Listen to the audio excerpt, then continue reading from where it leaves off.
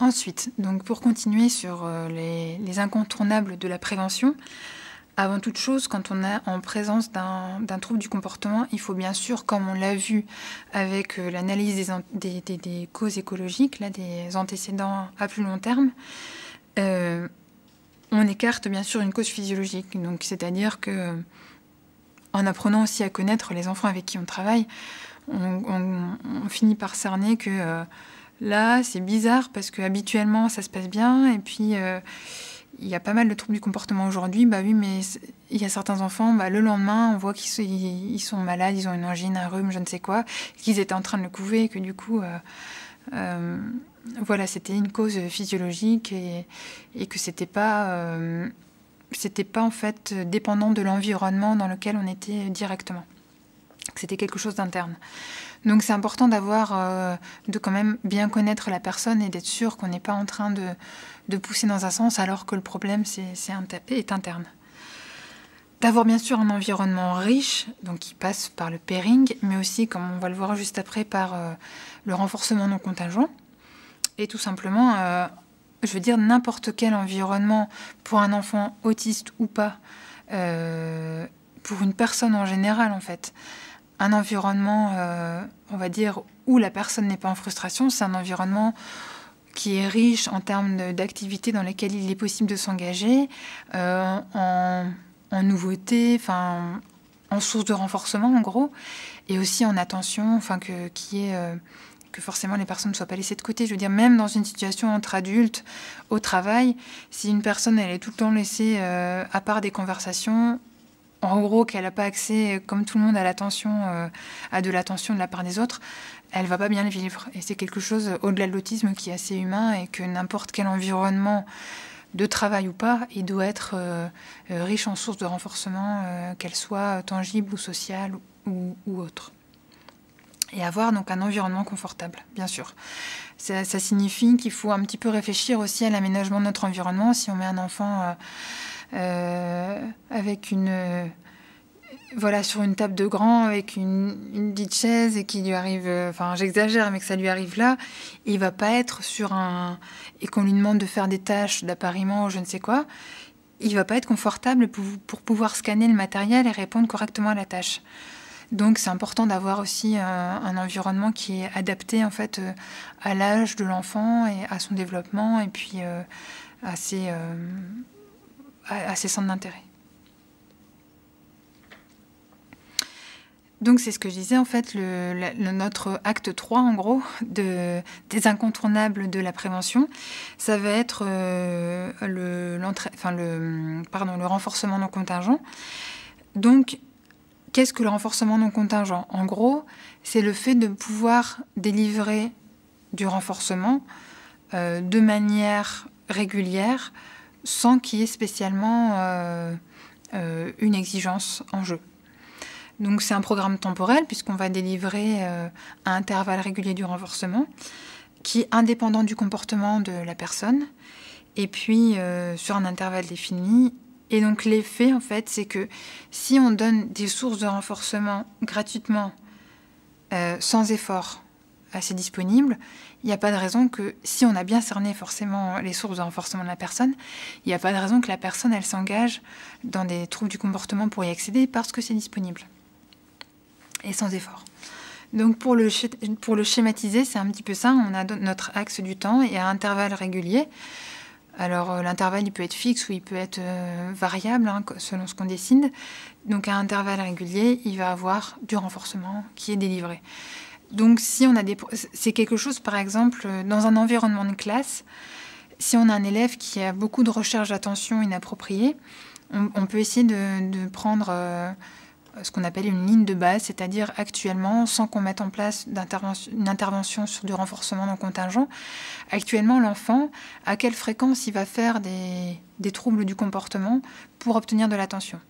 Donc si par exemple on remarque que 5 fois par heure, et on va dire en langage ordinaire, il va faire sa connerie pour obtenir de l'attention, nous on va se dire 6 fois par heure, on va essayer de se mettre un peu au-delà pour éviter pour anticiper l'apparition, on va délivrer de l'attention de manière non contingente. C'est-à-dire, on ne va rien exiger de l'élève, on va juste passer le voir. Oh, bah super, comme tu fais ton travail, chouette comme tu te comportes cet après-midi, enfin, ou autre chose, hein, une forme d'attention que l'élève aime bien. Et puis, on va le délivrer. Alors, on peut avoir, je n'en ai pas parlé tout à l'heure, parmi les outils de mesure, quelque chose qui s'appelle un motive header. Motive, M-O-T-I-V, apostrophe header, A-I-D-E-R. Donc c'est un appareil en fait qu'on peut programmer sur un intervalle de temps. Par exemple, je mets 2 minutes, 15 minutes, enfin je mets le temps qui est prévu. Et puis à chaque intervalle de temps, il va vibrer ou biper, enfin ce que je choisis comme mode d'interpellation en gros. Et il va me rappeler que moi, je dois les délivrer du renforcement. Parce que ces programmes de renforcement non contingent, ce qui peut être difficile, c'est que je dois tout le temps surveiller, bon, où est-ce que j'en suis dans l'intervalle? Est-ce que c'est maintenant que je dois les délivrer du renforcement? Alors que je suis en train d'être dans d'autres tâches. Et donc, c'est des petits outils bien utiles qui nous permettent de pratiquer ces programmes sans que ça nous demande un effort supplémentaire de porter attention à l'intervalle. Hop. Donc le renforcement non contingent, pareil, je vais reprendre un petit peu les différentes fonctions du comportement. Il peut être délivré, par exemple, pour la recherche de renforcement social. Donc c'est ce que j'expliquais, l'attention non contingente. Pour l'échappement, c'est donner des pauses à intervalles réguliers. C'est-à-dire que voilà, j'ai cerné que mon enfant, en gros, il est capable, enfin l'enfant avec qui je travaille, il est capable de répondre à un certain nombre de tâches où moi je contrôle le degré de difficulté. Enfin, on verra après tout ce qu'il faut contrôler pour qu'une tâche, pour pas provoquer d'échappement, en gros. Voilà, je me rends compte que l'enfant, il peut travailler 10 minutes consécutives et qu'au-delà, il va commencer à entrer dans des troubles du comportement pour mettre fin finalement à cette situation d'apprentissage. Et donc, je me dis, moi, tout simplement, je fais en sorte que mes situations d'apprentissage, elles durent 8 minutes et j'évite ainsi que l'enfant s'engage dans des troubles du comportement. Donc, je fais du renforcement non contingent tous les 8 minutes. Je vais donner autant de temps de pause et ça permettra du coup de prévenir. Enfin, c'est de la prévention en fait sur la recherche d'échappement. Et enfin, le renforcement non contingent, quand le renforçateur en jeu, c'est du renforcement automatique. Donc, comme on avait vu, cette recherche de sensations, un moyen donc de le mettre en place, c'est de donner accès à un accès libre en fait à des activités préférées. Donc, si l'enfant il aime beaucoup se stimuler en faisant tourner des objets, on peut lui donner soit pareil à intervalles, soit en accès libre tout le temps sur un moment libre. On peut lui donner des toupies par exemple, parce que c'est un objet adapté pour être tourné et pas qu'il aille prendre tout et n'importe quoi à faire tourner. C'est un moyen du coup de prévenir en fait ce genre de comportement qui peut être intrusif si on n'essaye pas de le cadrer dans un type d'activité. Alors, le renforcement non contingent, son efficacité va être dépendante forcément de est-ce qu'on a bien réussi à identifier les sources de motivation. Si par exemple je me dis l'enfant là il cherche de l'attention, donc en gros il fait ses conneries en classe pour obtenir mon attention, donc moi je vais délivrer de l'attention tous les 10 minutes et comme ça va enrayer ses problèmes. Mais qu'en fait l'enfant il cherche pas de l'attention, il cherche juste à échapper à une tâche. Si je vais lui donner de l'attention de manière non contingente, ça va rien régler sur ma recherche d'échappement. Donc bien sûr que l'efficacité du renforcement non contingent, comme l'efficacité de n'importe quelle procédure, bien sûr, elle va dépendre de la bonne identification de la fonction.